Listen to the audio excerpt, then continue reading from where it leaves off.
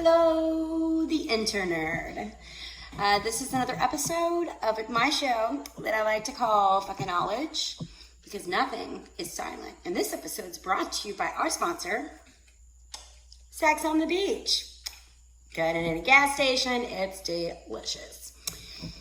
I'm very shy and I'm a research nerd, which is why I get to come here and tell you amazing things about things that you never realized were as interesting as they actually are. So, trick time. What's today's topic? Well, it's a series.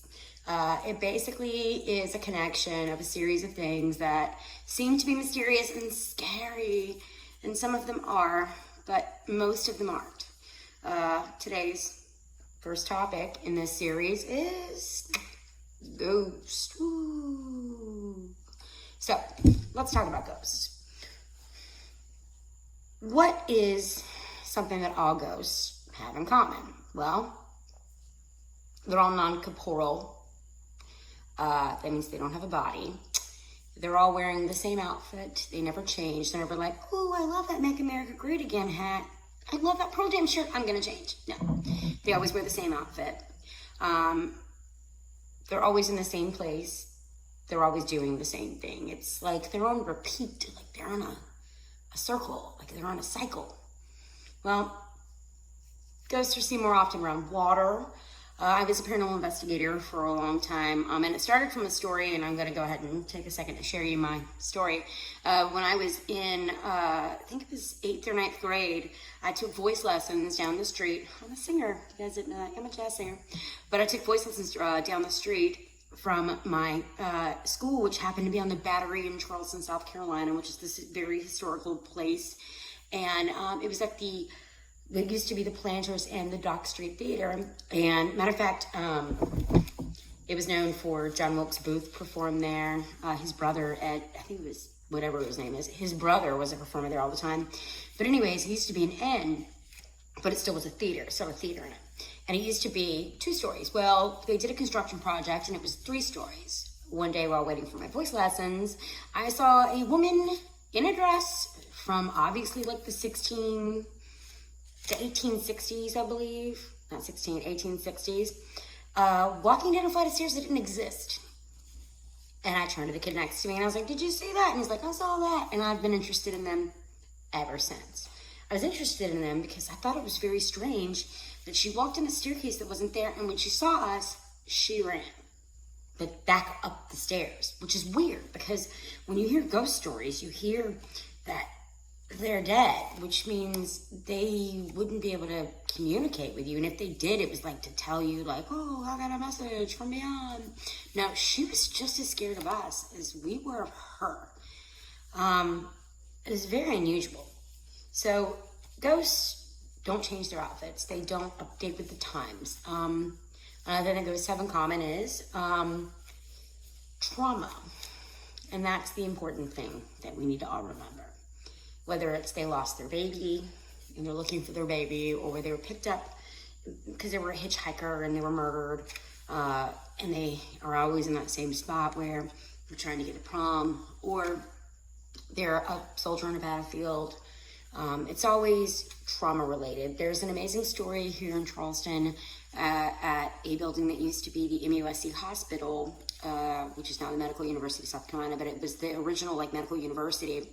And back when they had to like steal bodies and stuff, it was creepy, but it was used as a hotel now, but it used to be a hospital. And there's an amazing story where a guy walked into a room and he walked into a complete hospital room and watched someone get an amputation, and everyone turned to look at him, which scared the piss out of me as a kid. I've thought about these things. I did paranormal research for over 3 years. I've seen lots of leaky faucets, and I've seen lots of doors that shut due to drafty, vents. I've seen lots of people that are like, oh, we have a ghost. Her name is Sarah, and she's looking for her baby, and they're just full of shit. They think they know who that person is, but necessarily it's just a creaky house. A lot of people want to be scared, and a lot of ghost hunters, like, they prey on that. And it's kind of sad because as a scientist, which I consider myself a researcher, I'm a scientist. I want to find out the reason behind stuff, not the reason to be scared of stuff. So anything that's fear-based, I don't trust. Anything that's coming from, I don't watch horror movies in my house. It has nothing to do with the fact that, like, I don't believe that they are not art. They are. I'll watch a horror movie in your house. I will not watch one in my house. I don't open doors that I can't shut. And that is because, the next thing I want to bring up, the trauma in ghosts, it causes a morph in time. They're not dead. The ghosts are alive. They're the same as you and me. The trauma bleeds the third and fourth dimension. Let me explain.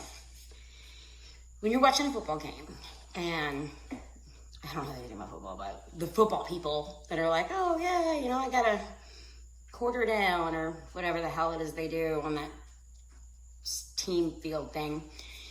If that happens, and you scream at the screen, they can't hear you. How many women are you with me? Like, they can't hear you yelling at the screen. It's two-dimensional. Just like I can't hear you screaming at me in the comments. Like, I can't hear that. Like, you can yell at me all you want, think that I'm wrong and that I'm crazy, but I can't hear you getting mad at me. I'm two-dimensional right now. However, if you turn to the person next to you and go, well, look at this crazy bitch. You think she put an F in front of the word knowledge and call that a show? Well, that person's 3D. In fourth dimension, that's time. And the thing that causes the third and fourth dimension to bleed is trauma. They're not dead. They're alive. That's why they get scared of you. That's why they don't change their clothes. They're not dead people. You have nothing to be afraid of. Fear of a ghost is like being afraid of the person sitting next to you. However, that being said, there are 11 dimensions that they've proven exist so far. And if you can see me in the 2D and I can't see you, and ghosts can see us in the 4D, but we can only sometimes see them. It's like a bunch of spiders. A lot of things can see you that you don't know exist. So yeah, maybe angels, demons, all that stuff. Maybe it all can be explained logically. I'm going to go on and explain how that's connected to another topic revolving around this in part 2, time travel, coming up in the next segment. So stay tuned. Have a truthful day.